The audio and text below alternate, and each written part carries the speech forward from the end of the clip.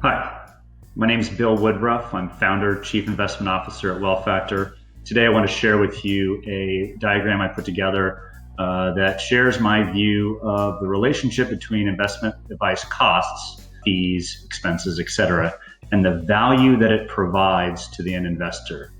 So just to give you a sense for what this is showing, on the y-axis here, up and down, we have the amount of value added or potentially detracted, with the center line being no value or net neutral. And then on the bottom here, this is the amount of fee. And so the far left side of the x-axis, we have zero fee, and then out in increments of 0.5% out to 1.5%.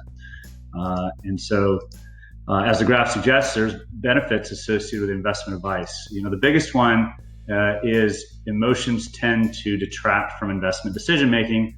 And if you're making decisions with your own money, that can be challenging. The biggest mistake the average investor makes is buying when they're comfortable, which is oftentimes after things have gone up, or selling after things have gone down or seem to be very scary. So an investment professional doing their job can really help avoid some of these major mistakes. Second is the investment work. There's a benefit associated with not doing that. There's the case to be made that certain efficiencies can be done by building portfolios with tools and with scale, and then things like rebalancing may add value over time. Another element here that perhaps isn't focused on by the investment community, but is absolutely an opportunity for investment advice to add value, is tax optimization.